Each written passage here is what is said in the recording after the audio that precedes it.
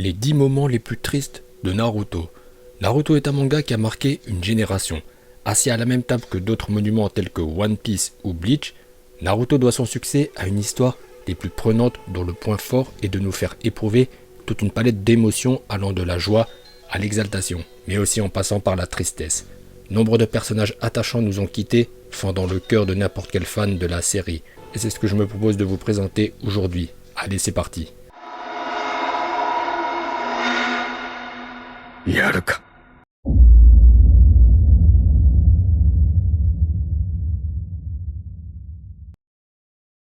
La solitude de Naruto. Pour trouver le premier moment triste de Naruto, il ne faut pas chercher très loin, car le premier épisode aborde une thématique omniprésente dans la série, et dont chacun a déjà fait l'expérience, il s'agit de la solitude. L'homme est un être sociable, il a besoin d'être entouré. Certains plus que d'autres, mais tout le monde a déjà souffert de la solitude, et c'est le cas pour Naruto. Naruto n'a jamais connu ses parents qui se sont sacrifiés pour qu'il puisse vivre. Il ne connaît pas la chaleur d'un foyer. Pire, son statut de Jinchuriki fera qu'il sera mis en marche de la société. Conspué et insulté de démons, Naruto trouvera refuge dans l'idiotie. C'était son seul moyen d'exister aux yeux des autres. Néanmoins, Naruto n'est pas seul. Il a eu la chance d'avoir un sensei formidable en la personne d'Iruka, qu'il comprend. Lui aussi a perdu ses parents assez jeunes lors de l'attaque de Kyuubi. Tout comme Naruto, Iruka va aussi jouer aux idiots pour attirer l'attention sur lui. Il sait ce que Naruto traverse. Lorsque Mizuki a manipulé Naruto pour voler un parchemin de technique interdite, Iruka le protégera en faisant écran avec son corps. Vient ensuite une des scènes les plus tristes du manga, car on comprend à travers le témoignage d'un adulte, Iruka, la douleur que ressent Naruto, qui n'était encore qu'un enfant. Les larmes d'Iruka ont ému n'importe qui. Se reprochant de ne pas en avoir fait assez, il présente ses excuses à Naruto. S'il avait été un meilleur sensei, il aurait moins souffert. Naruto prendra la fuite. Naruto! Après le vibrant hommage d'Iruka, qui va reconnaître la valeur de Naruto, ce dernier sera ému jusqu'aux larmes. Bon là on n'est plus dans un moment triste, mais la série est définitivement lancée.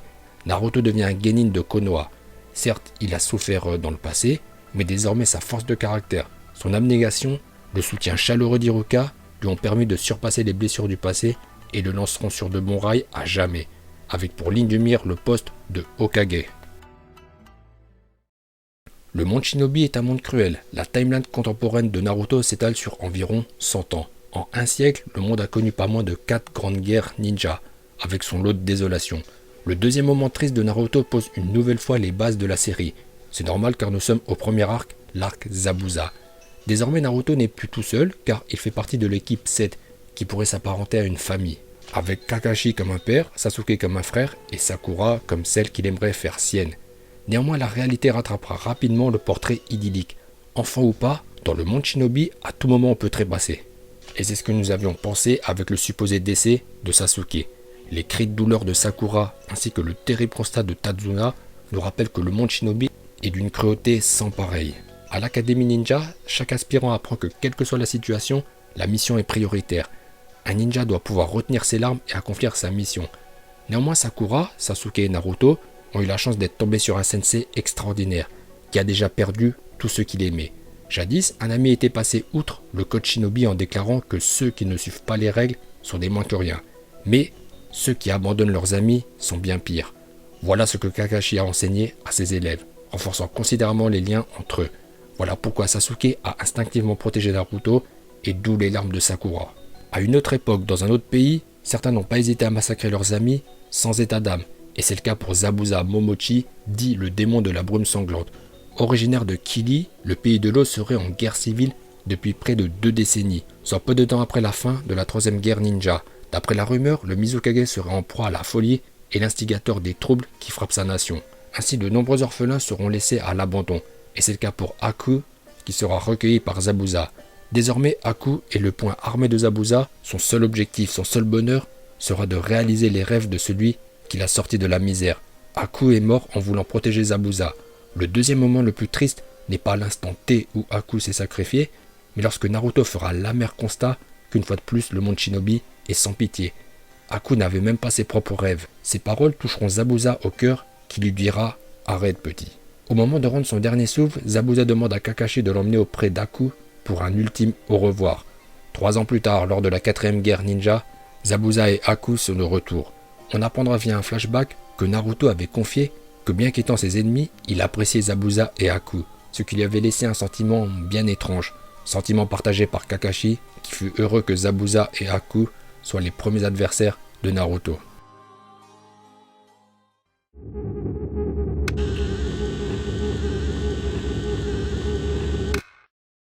Le terrible destin des Bunke.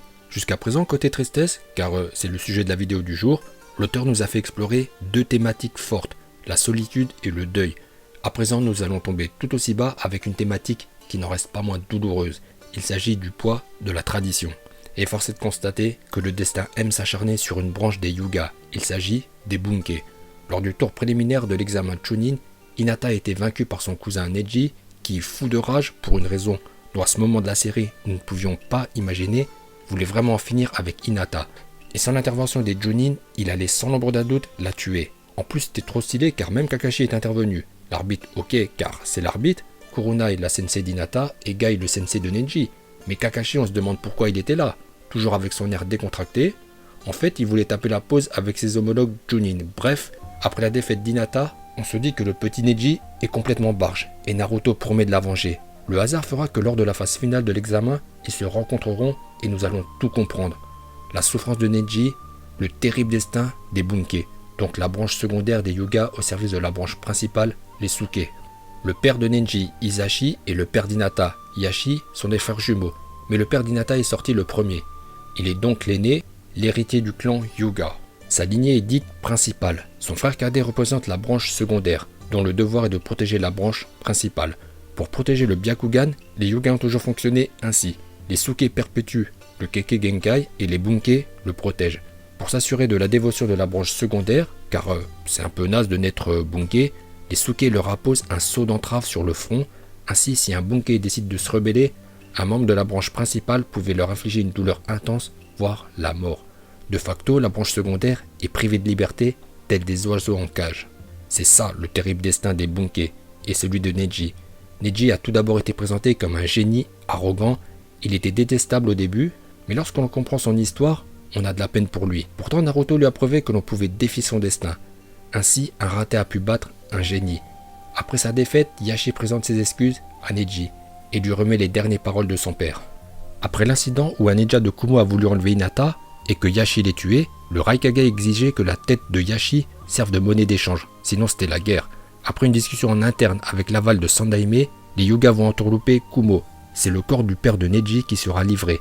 Neji a toujours cru que ce choix fut imposé à son père en vertu des traditions. Pourtant ce ne fut pas le cas. Yashi était prêt à prendre ses responsabilités et mourir pour éviter une escalade de violence avec le pays des nuages. Mais pour la première fois de sa vie, Hisashi a pris une décision de son propre chef. Il a tenu à se sacrifier pour sauver son frère, protéger son village et prouver à son fils qu'il doit se battre pour bousculer sa destinée. Il est mort en homme libre. 3 ans plus tard, Hisashi est ramené grâce à l'Edo Tensei. Il rencontrera son frère, qui lui explique que le système des Bunke et Suke a été aboli. Désormais, Hinata et Neji se battent côte à côte, en égal, ce qui va illuminer le cœur d'Hisashi. Neji lui-même choisira d'offrir sa vie pour protéger Hinata, qui elle-même était prête à se sacrifier pour protéger Naruto. La solitude de Gaara. Dans Boruto, Shinki, le fils adoptif de Gaara, explique que son père voue un culte à Naruto. Si Gaara voue une amitié sans faille à Naruto, c'est parce que ce dernier a changé sa vie. Ils ont en point commun d'être tous deux des Jinchuriki. La solitude, le mépris, le regard pesant d'autrui, telle est la difficile destinée des Jinchuriki. Néanmoins, il y a une différence entre Naruto et Gaara. Naruto avait un tuteur qui l'a toujours appuyé et il avait des amis plus une force de caractère qui lui ont permis d'être inarrêtable, avec pour objectif de devenir Hokage. Pour Gaara, c'était un peu plus compliqué. Lorsqu'on l'a découvert dans la série, il était complètement ouf. Il n'était que haine.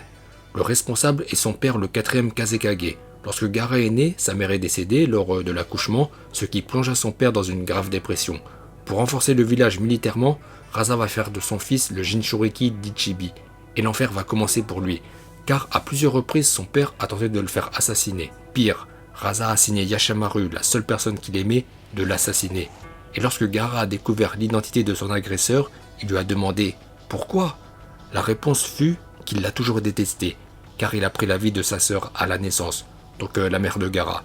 Mais en fait c'était faux, Yashamaru aimait Gaara, il a juste obéi aux ordres du Kazekage.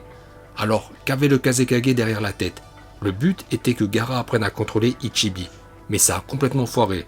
La seule chose dont a réussi Rasa, c'est de rendre fou son fils. Désormais, Gaara n'est plus que haine. Il détruira tous ceux qui oseraient le contrarier. Gaara terrorisait son frère et sa sœur, ainsi que les habitants du village. C'est simple, au début de la série, tout le monde détestait Gaara. Il fut odieux face à Rock Lee. Finalement, lors de son affrontement face à Naruto, ce dernier trouvera les paroles qui le toucheront au cœur. Seul un Jinchuriki pouvait le comprendre. Après le choc, Gaara va commencer un travail sur lui. La haine l'a quitté. Désormais, le rêve de Naruto est devenu sien. Il se donnera corps et âme pour accéder au poste de Kazekage et protéger sa patrie. L'histoire de Gaara est très triste, mais heureusement, elle se finit bien.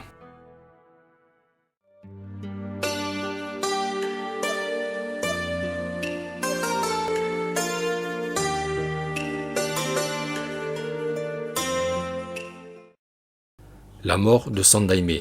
Le cinquième moment le plus triste dans Naruto est la mort de Sandaime. De par la longévité de son règne, mais surtout sa proximité avec les habitants du village, Hiruzen Sarutobi était aimé comme un père. Il considérait tous les habitants du village comme sa famille. Ayant délégué les sales affaires à la racine, il a pu se consacrer au développement du village, d'où sa grande popularité. Disciple de Shodaime et Nidaime, Sandaime fut Hokage pendant presque 5 décennies, car il est décédé à l'âge de 69 ans. Le responsable, son ancien disciple Orochimaru, qui, associé à Suna avec une préparation longue de plusieurs années, ont pu avoir sa peau au terme d'un combat âpre. Malgré son grand âge, Hiruzen fut vaillant. Opposé à ses anciens maîtres, il n'eut d'autre choix que d'avoir recours à l'emprisonnement des morts pour faire battre en retrait ses assaillants au prix de sa vie.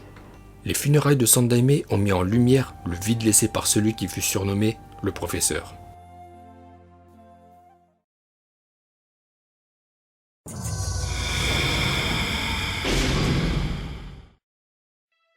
Pour le sixième moment le plus triste, on passe à Naruto Shippuden. Pourtant, il s'agit d'un événement antérieur à la naissance de Naruto, qui a eu un impact énorme dans le monde. Il s'agit de la mort de Lin. Obito Uchiwa était un jeune shinobi de Konoha au cœur pur. Pourtant, il sera l'instigateur du désordre qui suivra le décès de sa bien-aimée, avec pour point d'orgue la 4e guerre ninja. La faute à son supposé bienfaiteur Madara, qui conspire depuis des décennies. Après avoir rafistolé Obito, Madara va manipuler sa destinée. Pour cela, depuis son fauteuil, il va se débrouiller pour faire de Lin le Jinchuriki de Sanbi et la lancer sur Konoha telle une bombe humaine, en faisant porter le chapeau à Kili. De plus, ce cher Madara s'est débrouillé pour que Minato soit en mission, laissant ainsi ses 2 disciples vulnérables. Lin comprend qu'elle doit se sacrifier, sinon ça sera l'apocalypse sur Konoha. Elle s'interpose sur la trajectoire du Raikiri de Kakashi. Le calcul de Madara était super précis car Obito devait rappliquer à ce moment précis.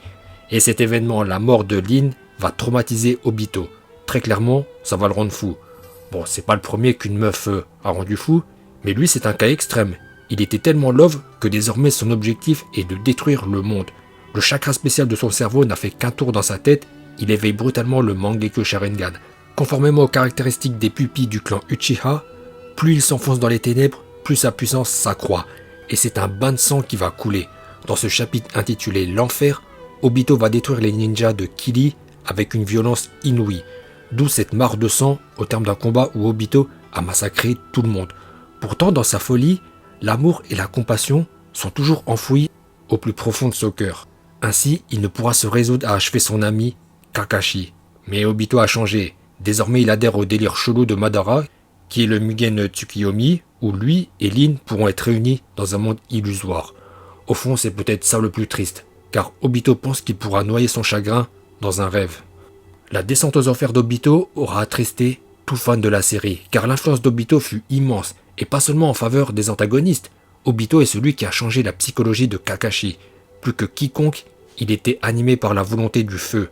Alors que le village avait traîné dans la boue, attaqué Sakumo, Obito le considérait comme un héros, ce qui changea le cours de l'histoire, car la première leçon de Kakashi à ses élèves fut le code philosophique d'Obito. La mort de Yahiko. Une fois de plus, la guerre a fait des ravages. Le 7e moment le plus triste de Naruto nous amène il y a bien longtemps, à la fin de la 2e guerre ninja. Les Sannin légendaires rencontrent 3 jeunes orphelins du nom de Nagato, Konan et Yahiko. Tsunade et Orochimaru repartent pour Konoha, Jiraiya décide de rester pour les former au ninjutsu et leur permet de s'en sortir. Conformément à la vision du grand patriarche du mont Myoboku, Jiraiya sera amené à guider des légendes. Parmi eux, un certain Nagato qui possède le Rinnegan. L'histoire de Nagato est une succession de drames. Ses parents furent tués par des ninjas de Konoha. Enfant, c'était un charclos, mais il a pu trouver des amis avec Yahiko et Conan. Hélas pour lui, tout comme Obito, sa destinée fut manipulée par Madara. Le fait qu'il ait pu éveiller le Rinnegan est dû à tout sauf au hasard, et ainsi le destin de Nagato fut scellé. Après avoir formé le trio, Jiraiya retourne à Konoha. La tristesse d'avoir perdu ce qui pourrait s'apparenter à un père laisse place à l'action, avec un nouvel espoir, celui de pouvoir mettre un terme aux guerres et à la souffrance. Malheureusement, Nagato recevra la visite de celui qui serait supposé être Madara. Son but, plonger le monde dans un genjutsu général avec les arcades lunaires infinies. Pour le moment, Nagato n'y croit pas, mais surtout Yahiko qui fait office de leader est méfiant. Le temps s'écoule inéluctablement jusqu'au moment fatidique où l'Akatsuki se retrouve au pied du mur. Face à la traîtrise de Hanzo la Salamandre, associé au chef des services spéciaux de Konoha, Hanzo va tendre un piège à Nagato et Yahiko. Son deal est simple. Pour libérer Conan, Nagato doit tuer Yahiko. Sous le choc, Nagato est paralysé et c'est Yahiko qui prendra ses responsabilités en s'empalant sur le kunai de Nagato. Le plan de Madara et Obito semble en bonne voie, car Nagato va virer fou et tout comme Obito, il fera couler un bain de sang. Immédiatement, grâce au pouvoir du Rinnegan, il invoque la statue chauve Gedo Mazo, qui est en fait le réceptacle de Jubi. Le pouvoir de la statue du grand démon hérésiarque est d'absorber les âmes de ses cibles. Même si Hanzo a pu fuir, ses jours sont comptés. Le moment le plus triste de cette scène est lorsque nous prenons conscience du désespoir de Nagato qui ne croit plus aux préceptes de Jiraiya qui lui avait inculqué des valeurs telles que la compréhension entre les hommes pour atteindre une paix durable dans le monde. Désormais Nagato a le cerveau retourné, il partage l'objectif ténébreux d'Obito qui est de collecter tous les bijou par tous les moyens, quelles que soient les souffrances infligées, pour offrir au monde une paix illusoire. La mort de Jiraiya a touché au cœur tout fan de Naruto. Cette fois, c'est Naruto lui-même qui est touché. Son sensei qu'il considérait comme un père sera sauvagement assassiné par le leader de l'Akatsuki, Pain Rikudo. La doctrine de Jiraiya fut bâtie tout le long de sa riche existence. Depuis son adolescence, le grand patriarche l'avait mis sur orbite dans une quête de savoir, ce qui l'amena à parcourir le monde. La philosophie de Jiraiya est proche de celui de l'ermite Rikudo. Donc c'est un utopiste qui croyait à la paix et à la compréhension entre êtres humains. Au cours de sa vie, Jiraiya a eu un certain nombre de disciples qui auront eu un impact important dans le monde. Le trio Nagato, Yahiko, Conan, Minato et bien sûr Naruto. Après le départ de Sasuke, Jiraiya prend Naruto sous son aile. Pendant 3 ans, il lui enseignera le ninjutsu et le préparera à faire face à l'Akatsuki. Naruto considérait Jiraiya comme un père. Le monde shinobi est dangereux. Pourtant, Jiraiya a défié les statistiques de par sa longévité car il est mort à 53 ans face à un adversaire beaucoup trop puissant. Lorsque Tsunade lui a annoncé la nouvelle, Naruto n'y a pas cru. Hélas, c'était tout sauf une blague. La solitude et le désespoir s'emparent de Naruto qui se remémore les bons moments passés avec Hero Sennin. Vous savez, dans les shonen, certains persos sont présumés intouchables car leur perte pourrait perturber le lecteur qui, normalement, la cible d'un shonen, ce sont les adolescents. Et on aurait pu penser que Jiraiya serait intouchable de par sa proximité avec Naruto. Pourtant Kishimoto enfonce des portes et la mort de Jiraiya fait bien entendu partie des moments les plus tristes de Naruto. Il reste 2 moments tristes à voir. Si vous connaissez un peu Naruto, vous savez de quel moment il s'agit. Numéro 9, la mort d'Itachi. Alors il ne s'agit pas de l'instant T où Itachi est décédé, mais plutôt de la prise de conscience de Sasuke qui comprend que son frère a tout sacrifié pour lui et pour éviter un conflit majeur entre son clan devenu fou et les instances dirigeantes de Konoha, qui auraient pu virer en guerre totale. Avant de découvrir la vérité sur le destin tragique d'Itachi, il était présenté comme le principal antagoniste de la série, celui qui a massacré les siens et un objectif pour Sasuke, qui était prêt à tout pour venger la mort de ses parents et le massacre du clan.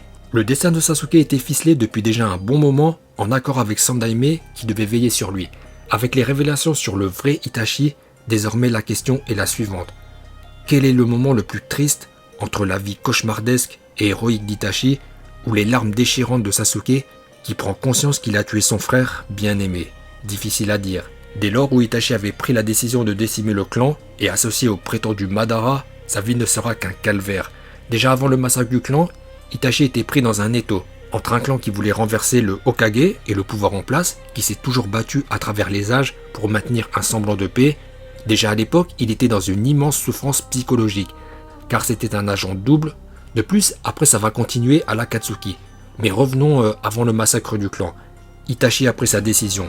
Il prendra le parti de sa patrie et orientera son épée envers les siens. Itachi prendra la vie de ses parents et de sa copine Izumo, d'après le roman et contrairement à ce que nous a montré l'anime.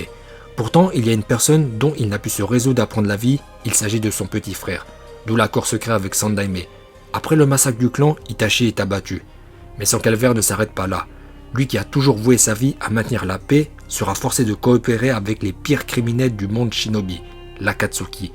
Le seul moment de bonheur qu'il connaîtra sera de constater que même après la mort de Sandaime, il y a toujours des personnes qui continuent de veiller sur Sasuke. Et conformément à sa volonté, il mourra des mains de son petit frère, le sourire aux lèvres, pour un ultime adieu. Désolé, Sasuke. C'était la dernière fois. Lorsqu'Obito révélera la vérité à Sasuke, ce fut le choc. Au début, Sasuke ne veut pas y croire. Pourtant, le récit d'Obito semble cohérent, et Sasuke est obligé de voir la vérité en face. Le frère qu'il aimait tant a toujours été, et il l'a tué. Les larmes de Sasuke, la douleur ressentie éveillera le Mangekyo Sharingan, et ainsi commence la descente aux enfers.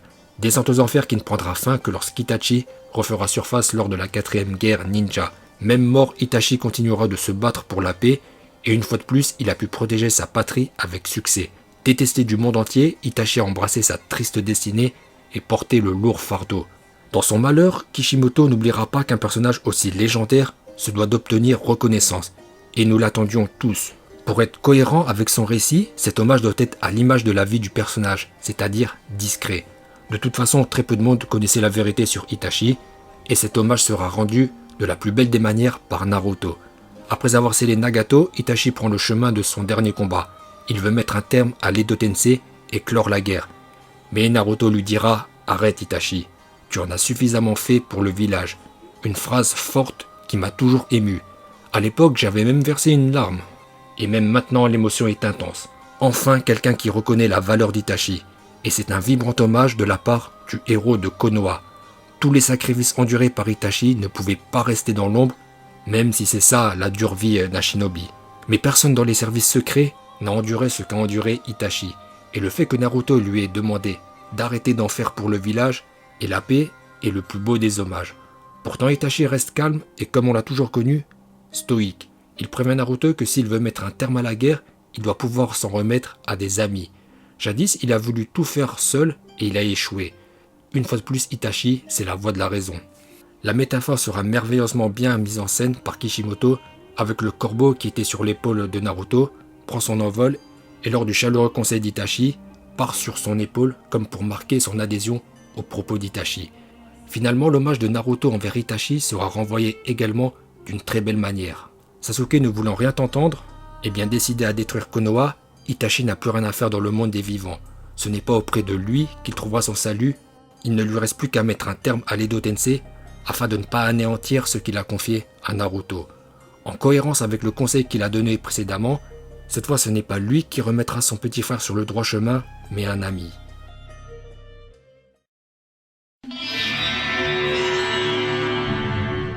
Dixième et dernier moment le plus triste de Naruto.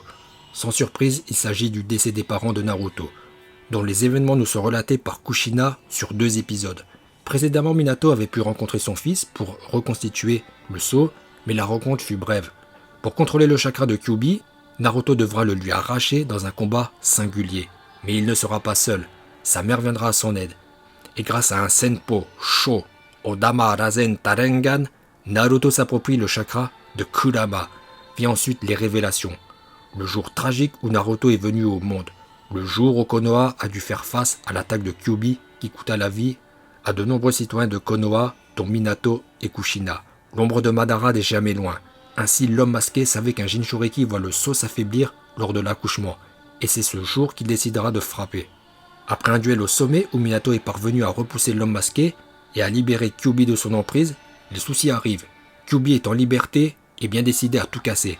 Ça fait quasiment un siècle qu'il est retenu à Konoha, allant de Jinchuriki en Jinchuriki, et sa haine est grande. Le seul moyen pour neutraliser Kyuubi est de le sceller dans un autre.